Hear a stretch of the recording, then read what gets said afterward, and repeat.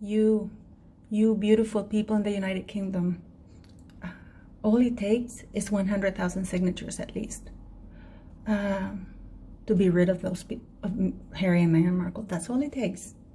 Given that overwhelming 93% of the population do not want them, that should be easy to get. But what's more important is once the signatures are done, are gathered, follow up.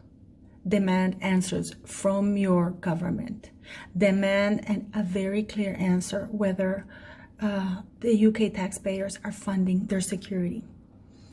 I understand that a lot of people are venting their frustration on Twitter, which is good. It's good to vent.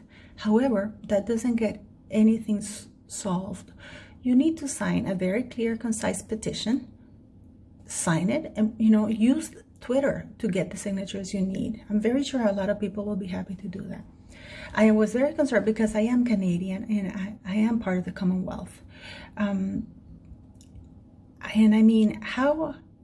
Harry and Meghan Markle are not as ambassadors in the United States. They've moved there. They're independent and they quit. The Queen swore an oath, which was to serve her people.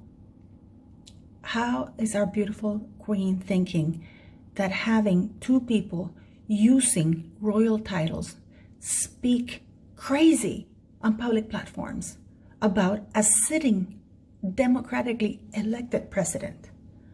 We're not talking about a dictator who put himself out there on his own. We're talking about that the majority of the United States people voted for him and want him there.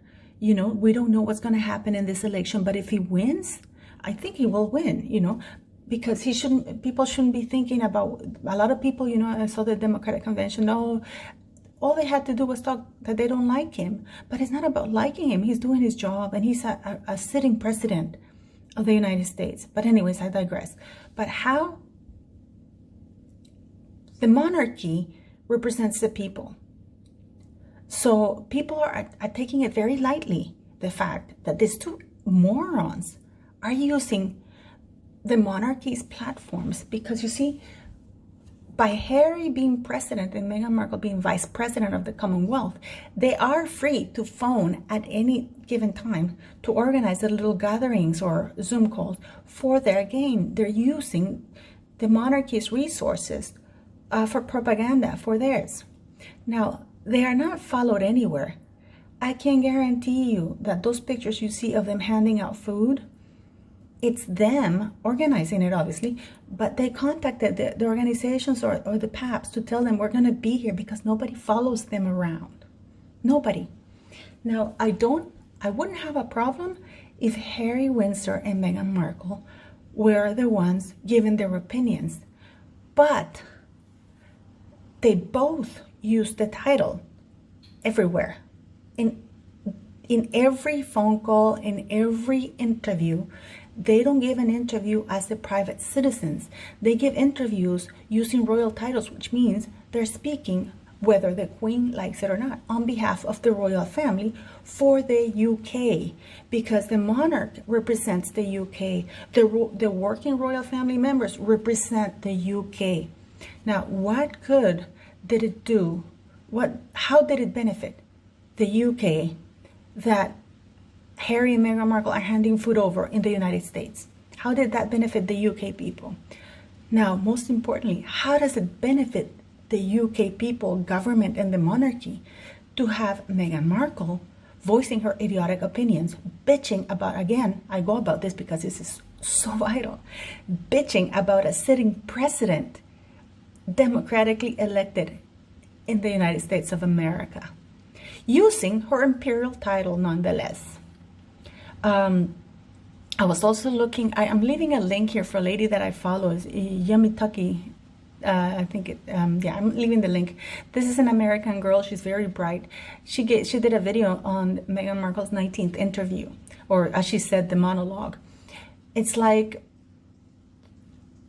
these people are supposed to be, this organization is supposed to be a nonpartisan. And yet, they didn't have any Republican, not even independent speakers, only Democrats. There's nothing very neutral about it, is there? So, But again, I digress.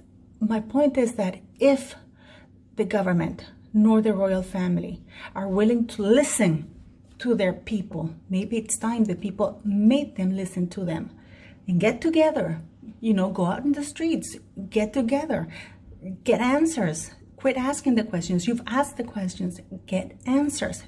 The government has an obligation to tell you whether your funds are being used to fund their security. They have an obligation to have the representatives of the people not speaking crazy. Because you see, Meghan Markle didn't give her opinion as Meghan Markle. She said the Duchess of Sussex. And by the way, I found that incredibly disrespectful that she referred to Her Majesty the Queen as Harry's grandmother. I can guarantee you that if somebody referred to her in public in an interview as Harry's wife and not as the Duchess of Sussex either, she would have a fit. So people, get your 100 signatures. We Canadians did it. You can do it too.